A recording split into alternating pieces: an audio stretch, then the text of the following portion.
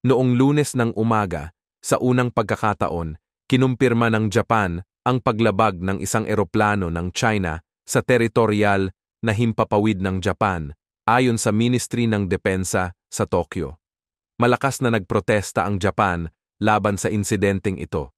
Ayon sa Ministry ng Depensa ng Japan, ang isang intelligence gathering plane ng militar ng China ang saglit na pumasok sa teritoryo ng Japan malapit sa Danjo Islands, sa Nagasaki Prefecture. Dahil dito, agarang nagpadala ng fighter jets ang Air Self-Defense Force ng Japan bilang tugon. Sinabi rin ng ministry na ang mga fighter jets ay nagsagawa ng mga hakbang tulad ng pagbibigay ng babala, habang iniulat naman na walang armas o flares na pinaputok. Batay sa mapa ng flight path na ibinigay ng Ministry ng Depensa, nagpatuloy ang eroplano ng China sa pag-ikot sa isang lugar malapit sa Danjo Islands matapos nitong lumabas ng teritorial na himpapawid ng Japan. Bandang hapon, ipinatawag ni Masataka Okano, ang Vice-Ministro para sa mga ugnayang panlabas ng Japan, ang Charge d'Affaires ng Embahada ng China sa Tokyo sa Foreign Ministry upang magbigay ng mahigpit na protesta at matinding kahilingan na pigilan ng panig ng China ang anumang pag-ulit ng naturang insidente, ayon sa isang pahayag ng ministry. Bilang tugon, sinabi ng panig ng China na kanilang iuulat ang usapin sa kanilang bansa. Binibigyang diin ang dikaraniwang kalikasan ng insidenteng ito. Naniniwala ang mga eksperto na 2 beses nang nagpadala ang China ng mga sasakyang panggobyerno sa teritorial na himpapawid ng Japan sa nakaraan. Ngunit ang parehong mga pagkakataong iyon, hindi tulad ng pagpasok noong Lunes, ay may kinalaman sa pinagtatalunang teritoryo. Ang 2 insidente, noong 2012, nang matukoy ang isang sasakyang panghimpapawid na may propeller, at noong 2017, nang isang maliit na drone ang na-detect, ay parehong naganap malapit sa mga islang Senkaku na kontrolado ng Japan sa East China Sea. Inaangkin din ng China ang mga islang ito na tinatawag nitong Diaoyu. Madalas na nagpapadala ang Beijing ng mga warplanes sa internasyonal na himpapawid sa itaas ng East China Sea at sa iba pang bahagi sa paligid ng Japan. Ngunit ito ang unang pagkakataon na kinumpirma ng publiko ng Tokyo ang paglabag sa teritorial na himpapawid ng Japan ng isang eroplano ng China. Ayon sa mga tagamasid, ang mga hakbang na ito ay layuning subukan ang bilis ng pagtugon ng Japan at pahinain ang kakayahan ng mga fighter jets nito. Naniniwala ang ilang eksperto na ang insidenteng pagpasok ng eroplano ng China sa teritorial na himpapawid ng Japan ay bahagi ng mas malawak na plano ng Beijing para sa posibleng paglusob sa Taiwan. Ayon sa kanila, ang naturang mga hakbang ay maaaring bahagi ng pagsasanay ng militar ng China para masubukan ang mga kakayahan ng kanilang mga unit at pag-aralan ang reaksyon ng mga kalapit na bansa tulad ng Japan. Ang pagsasanay na ito ay hindi lamang limitado sa Japan. Sa mga nakalipas na taon, napansin ng mga tagamasid na madalas na nagpapadala ang China ng mga sasakyang panghimpapawid at pandigma sa mga lugar na malapit sa Taiwan at iba pang kalapit na teritoryo. Ito ay maaaring bahagi ng kanilang estratehiya upang mapag-aralan ang mga potensyal na reaksyon at upang malaman ang mga kahinaan ng mga bansang maaaring tumutol sa kanilang mga hakbang sa hinaharap. Bukod dito, ang insidente ng paglabag sa teritorial na himpapawid ng Japan ay maaaring ituring na isang paraan ng pagkondisyon sa mga kalapit na bansa at internasyonal na komunidad kung saan sinasanay ng China ang kanilang militar na mag-operate sa iba't ibang senaryo at teritoryo. Para sa China, ang mga ganitong uri ng misyon ay isang pagkakataon upang pag-aralan ang bilis ng pagtugon ng militar ng Japan at ang kanilang mga kakayahan sa pagbibigay babala at pagtugon sa mga di-inaasahang banta. Ang pagtaas ng presensya ng militar ng China sa rehiyon, pati na rin ang kanilang mga agresibong hakbang tulad ng insidenteng ito, ay nagdudulot ng pangamba sa ilang mga eksperto na ang Beijing ay nagiging mas handa at determinadong gamitin ang puwersa upang makamit ang kanilang layunin sa Taiwan. Ayon sa kanila, ang mga ganitong kilos ay nagpapakita ng intensyon ng China na maging dominante sa rehiyon at, sa kalaunan, posibleng magsagawa ng isang direktang aksyon laban sa Taiwan. Ang pag-aaral sa insidente ng pagpasok sa teritorial na himpapawid ng Japan ay nagbibigay ng mahalagang konteksto sa mas malawak na usapin ng seguridad sa rehiyon. Ipinapakita nito na ang China ay patuloy na naghahanda at nagtatasa ng iba't ibang posibleng taktika at estratehiya na maaaring gamitin hindi lamang laban sa Japan, kundi pati na rin sa Taiwan at iba pang bansa sa rehiyon na maaaring makialam sa kanilang mga plano. Sa gitna ng tumitinding tensyon sa rehiyon ng Asia-Pacific, nagbigay ng babala ang China sa Japan na dapat itong maging handa na magbayad ng mabigat na presyo kung makikialam ito sa mga plano ng Beijing patungkol sa Taiwan. Ang Taiwan, na isang self-ruled island, ay itinuturing ng Beijing na isang rebeldeng probinsya na dapat daw ay muling mapag-isa sa mainland China, kahit na sa pamamagitan ng dahas kung kinakailangan. Kailan lang, naglabas ng babala ang embahada ng China sa Tokyo matapos ang pagbisita ng isang bipartisan na grupo ng mga mambabatas mula sa Japan sa Taiwan. Kabilang sa grupo si Shigeru Ishiba, isang dating ministro ng depensa at potensyal na kandidato para maging susunod na punong ministro ng Japan. Sinabi ni Ishiba, isang miyembro ng Liberal Democratic Party, na nagkakasundo ang Taiwan at Japan na ang pagpapanatili ng kapayapaan sa Taiwan Strait ay nangangailangan ng pagpapalakas ng pagpigil at paglaban sa agresyon ng China. Ang pahayag na ito ay ginawa niya sa isang press conference sa Foreign Ministry ng Taiwan matapos ang kanilang pagbisita.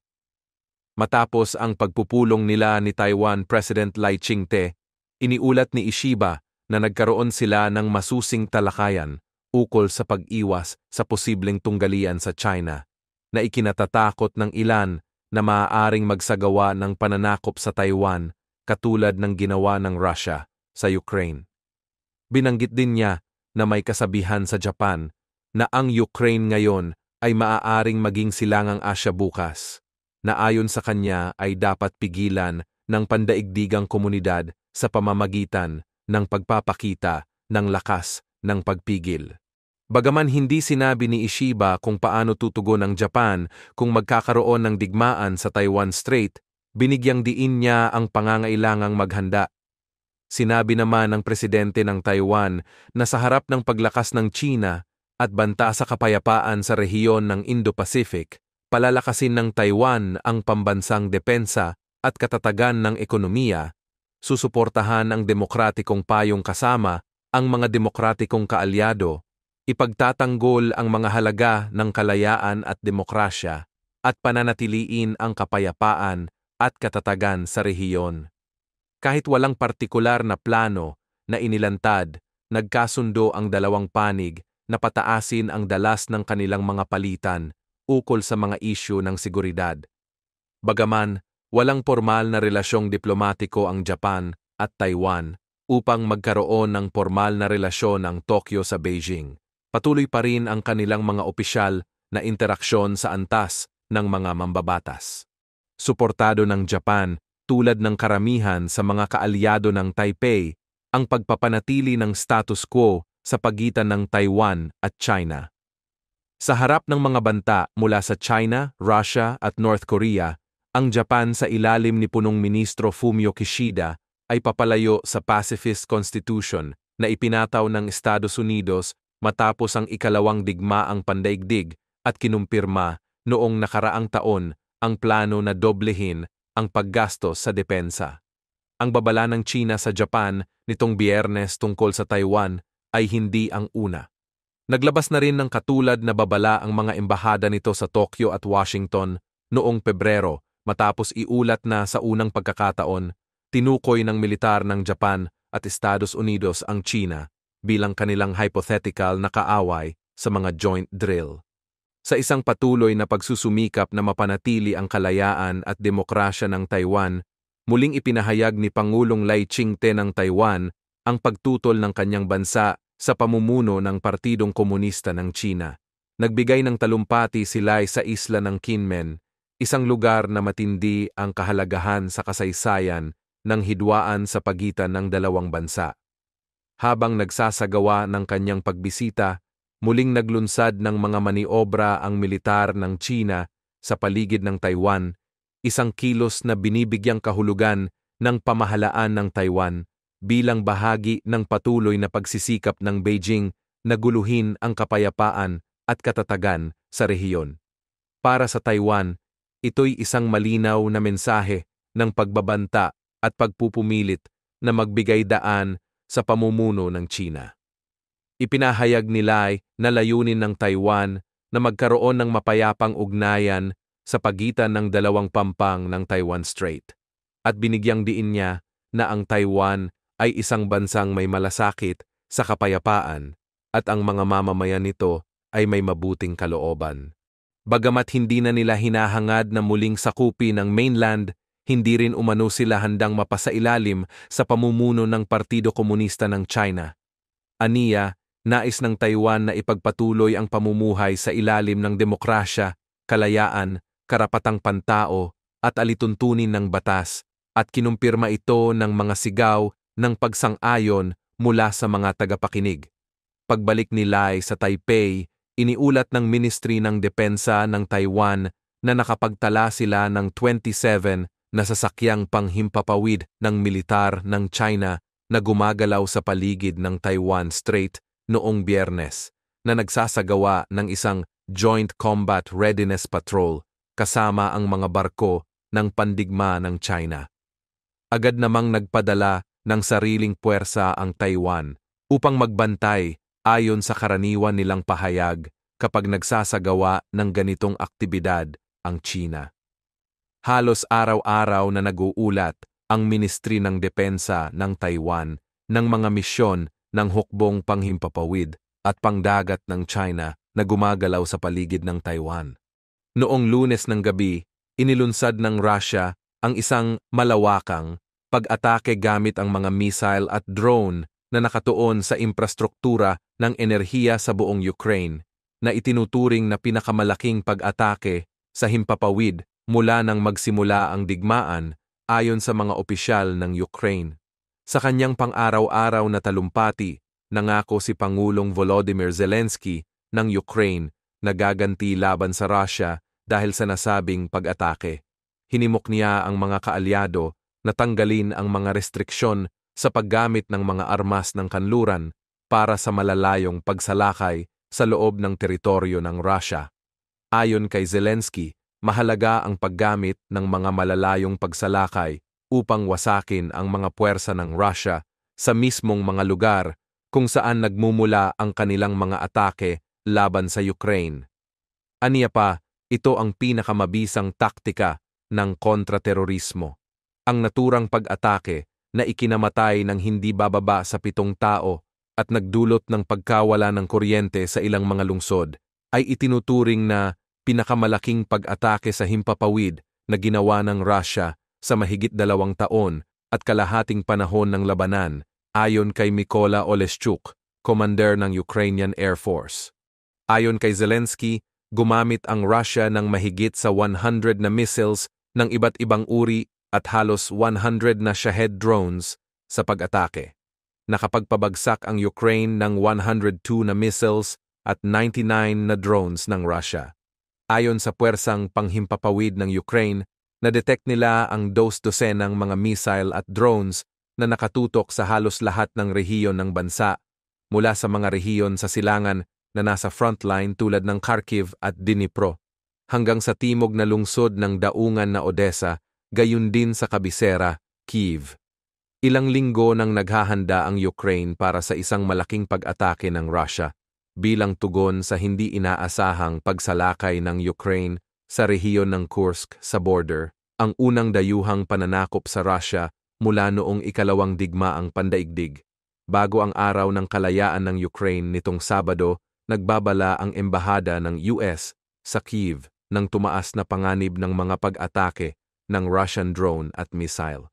Sa buong digmaan, paulit-ulit na tinarget ng Russia ang infrastruktura ng enerhiya ng Ukraine na sinusubukang ilubog ang mga mamamayan nito sa kadiliman at gamitin ang malamig na temperatura ng taglamig bilang sandata ng digmaan.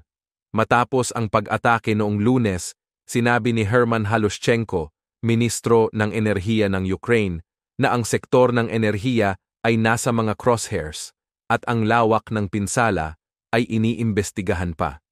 Kinumpirma ng Ministry ng Depensa ng Russia noong Lunes na inilunsad nila ang isang malawakang pag-atake gamit ang mga pangmalayuang precision air at sea-based weapons laban sa grid ng kuryente at mga linya ng tren ng Ukraine.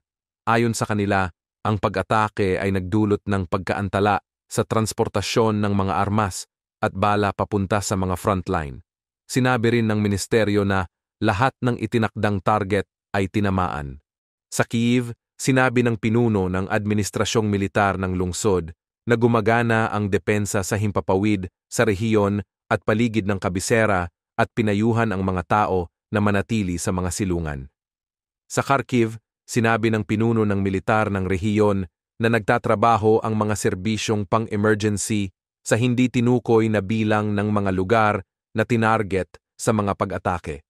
Bagaman binigyan ng malawak na suporta ng mga kaalyado sa kanluran ang Ukraine ng maraming kagamitang militar, may mahigpit na kondisyon sa kung paano ito magagamit.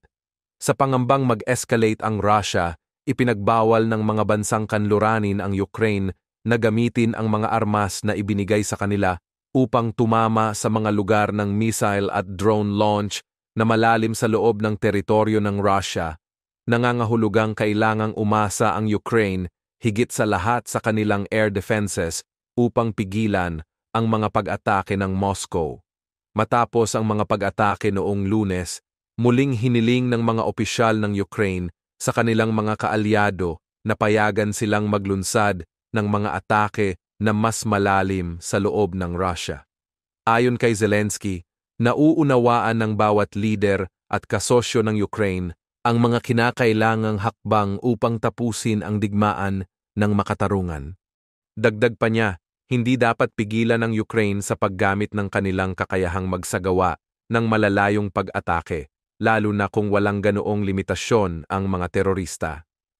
Si Dmytro Kuleba, Ministro ng Ugnayang Panlabas ng Ukraine, ay humiling sa mga kaalyado ng Kyiv na kilalanin ang karapatan ng Ukraine na magsagawa ng mga pangmatagalang pag-atake sa mga lehitimong target militar sa teritoryo ng Russia at nagamitin ang kanilang kakayahan sa depensa sa himpapawid upang pabagsakin ang mga missile at drone na malapit sa kanilang himpapawid.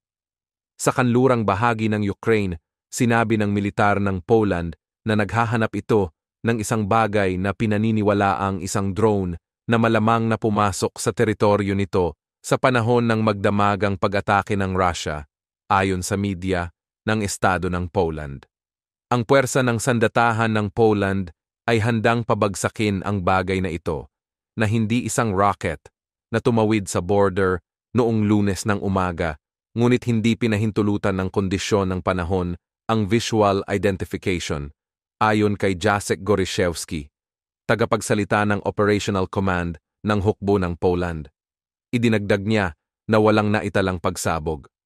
Ang mga satellite images na nakuha ng mga news agency ay nagpapakita na ang sunog sa isang depo ng langis ng Russia ay patuloy na lumalawak sa pasilidad ng imbakan ng langis at petrolyo sa Kavkaz na matatagpuan malapit sa bayan ng Proletarsk sa Rostov Oblast ng Russia. Mahigit isang linggo na ang nakalipas, ngunit nabigo pa rin ang mga serbisyong pang-emergency ng Russia na makontrol ang sunog. Ayon sa mga reports, ang apoy sa depo ng langis ay kumalat na sa ika-4 na sunog na sumusunog sa karagdagang mga tangke ng imbakan ng langis. Nagsimula ang sunog noong August 18 matapos ang isang ataking isinagawa ng Ukraine sa depo ng langis, isa sa maraming pag-atake sa teritoryo ng Russia na may layuning bawasan ang kakayahang militar ng Russia sa patuloy na digmaan laban sa Ukraine. May mga ulat na hindi pa nakukumpirma na nagsasaad na isa pang pag-atake ang isinagawa noong August 23 matapos magsimula ang sunog. Maraming mga bumbero ang nasugatan habang sinusubukang apulahin ang apoy. Ang usok mula sa sunog ay umabot ng mahigit 60 kilometers pataas. Ang depo ng langis ay matatagpuan 340 kilometers mula sa border ng Russian-occupied Donetsk Oblast. Noong August 23, si Pangulong Joe Biden ng Estados Unidos ay nakipag-usap kay Pangulong Volodymyr Zelensky ng Ukraine at inanunsyo ang bagong tulong na pakete sa bisperas ng Araw ng Kalayaan ng Ukraine. Ayon sa mga reports, ang Estados Unidos ay naghahanda upang mag-anunsyo ng isang military aid package na nagkakahalaga ng humigit kumulang $125 million para sa Ukraine. Ayon sa pahayag ng White House, sinabi ni Biden na ang package ay maglalaman ng mga missile para sa air defense, mga kagamitang kontra-drone at anti-armor missiles, mga bala para sa mga sundalo sa front lines, at mga mobile rocket system. Binanggit din ni Biden na hindi daw magtatagumpay ang Russia sa gera nito laban sa Ukraine at magwawagi daw ang mga malayang mamamayan ng Ukraine. Dagdag pa niya, patuloy daw na susuporta ang Amerika kasama ang mga kaalyado at kasamahan nito sa Ukraine sa bawat hakbang ng kanilang laban. Kinumpirma din ng Pentagon na ang package ay tinatayang nagkakahalagang $125 million at naglalaman ng high-mobility artillery rocket system missiles, javelins, mga kagamitang contra-armor, mga sistema contra-drone at contra-electronic, anti-tank missiles, at mga bala ng artillery. Kasama rin sa bagong package ang mga ambulansya, mga bala para sa maliit na armas, kagamitang demolition, at mga kagamitang medikal. Noong June 1, pinahintulutan ng Estados Unidos ang Ukraine na gamitin ang mga armas na ibinigay ng Amerika, kabilang ang mga rocket ng HIMARS, upang tamaan ang mga target sa Russia na malapit sa border ng Kharkiv Oblast. Sa mga nagdaang buwan, ginamit ng mga puwersang militar ng Ukraine ang mga armas mula sa Estados Unidos upang tamaan ang mga target sa loob ng Russia. Gayunpaman, ayon sa mga opisyal ng Amerika, ipinagbabawal pa rin ng Washington ang Ukraine na gamitin ang 8 ACMS at iba pang mga long-range na armas na ibinigay ng Estados Unidos para sa mga strike na mas malalim sa loob ng Russia. Ang bagong military package ay magmumula sa Presidential Drawdown Authority, isang mekanismo na nagpapahintulot sa Pangulo na magbigay ng mga armas sa mga kaalyado mula sa kasalukuyang stockpile ng Estados Unidos. Ayon sa mga eksperto, ang India ay tila naghahanda para sa isang digmaan dahil sa posibilidad na salakayin ng China ang Taiwan. Ang kanilang mga hakbang militar at diplomatikong galaw ay nagpapakita ng tila nakikita nila ang potensyal na banta mula sa China bilang isang seryosong panganib na maaaring makaapekto sa kanilang rehiyon at seguridad. Sa rehiyon ng Indo-Pacific, ang China ay nagpapakita ng agresibong paggalaw, lalo na sa South China Sea at sa Taiwan Strait. Ang sitwasyong ito ay nagdudulot ng tensyon sa rehiyon, at kung sakaling magkaroon ng sagupaan sa pagitan ng China at Taiwan, inaasahang magdudulot ito ng malawakang kaguluhan. Maaring hindi direkta, ngunit malaki ang posibilidad na maapektuhan ng India, kaya't pinaniniwalaan ng ilang eksperto na naghahanda ang bansa para sa anumang posibleng senaryo ng digmaan. Napapansin na ang India ay nagpapalakas ng kanilang depensa sa kanilang border sa China. Ang pagpapadala ng mga karagdagang sundalo at kagamitan sa lugar ay indikasyon ng kanilang paghahanda.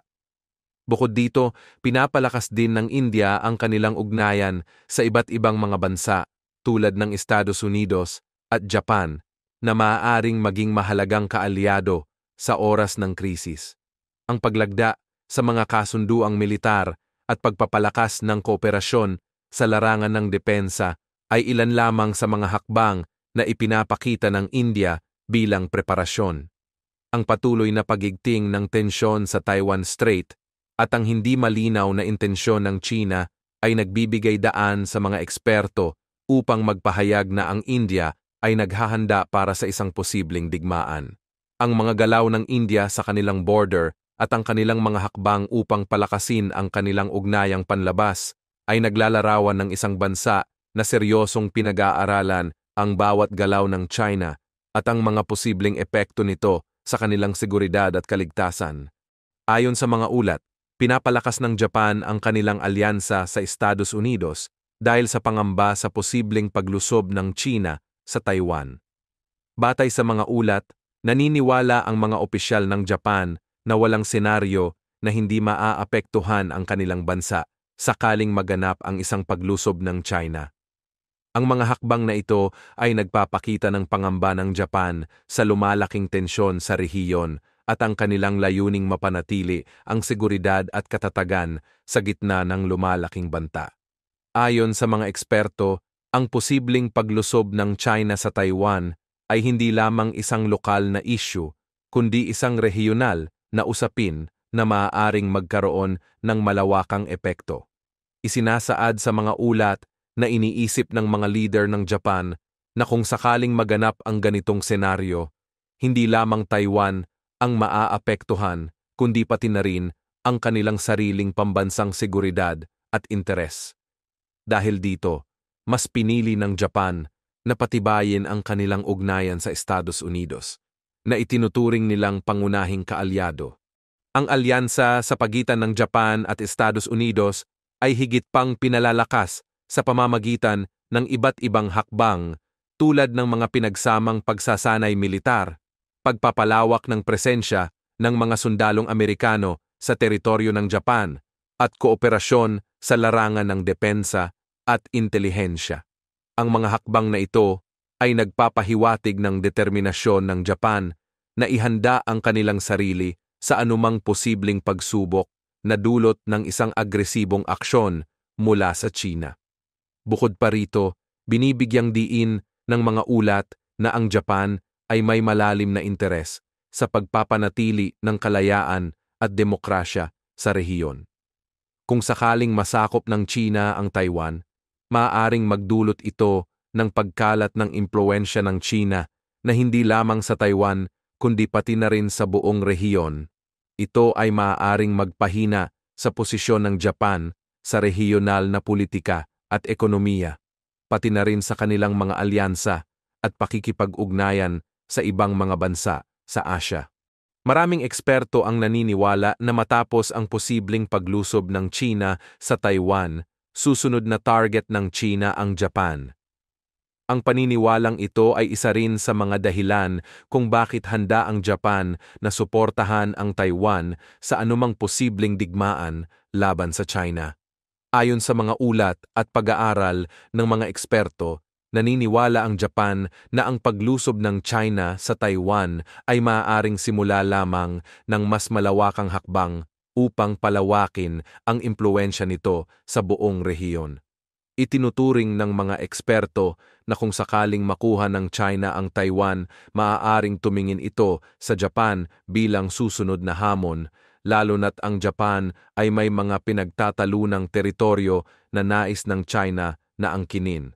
Dahil dito, napagtanto ng Japan na ang pangangalaga sa kalayaan ng Taiwan ay mahalaga hindi lamang para sa Taiwan, kundi pati na rin sa kanilang sariling kaligtasan. Isa pang salik na isinaalang-alang ng Japan ay ang lumalaking presensya ng China sa karagatan. Kung sakaling maagaw ng China ang Taiwan, magbibigay ito ng malaking kalamangan sa China sa kontrol sa mga dagat na maaaring magresulta sa pagkontrol sa mga ruta ng kalakalan at mga yaman sa ilalim ng dagat. Sa ganitong sitwasyon, ang Japan na nakadepende sa malayang kalakalan para sa kanilang ekonomiya ay makakakita ng malaking banta sa kanilang pambansang interes at kaunlaran. Ang patuloy na pag-init ng tensyon sa pagitan ng Estados Unidos at China ay nagbubunsod ng iba't ibang haka-haka tungkol sa posibleng kaganapan sa hinaharap. Kamakailan lamang, may mga eksperto na naniniwala na sa oras na sumiklab ang digmaan sa pagitan ng Estados Unidos at China, malaki ang posibilidad na sumuporta ang Russia sa China. Ang paglahok ng Russia sa isang digmaan na maaaring humantong sa World War III ay nagbibigay ng pangamba sa buong mundo. Ang ugnayan ng China at Russia ay lumalakas, lalo na sa harap ng pangyayaring ang dalawang bansa ay mayroong kapwa-interes na labanan ang impluwensya ng Estados Unidos sa pandaigdigang politika at ekonomiya. Ang patuloy na pagsasagawa ng mga military exercise at mga kasunduan sa pagitan ng dalawang bansa ay nagpapakita ng kanilang pinagsamang layunin na balewalain ang mga pandaigdigang patakaran na isinulong ng mga demokratikong bansa. Ang ganitong pagkilos ay nagpapakita ng kanilang intensyon na magpatuloy sa paghamon sa kapangyarihan ng Estados Unidos.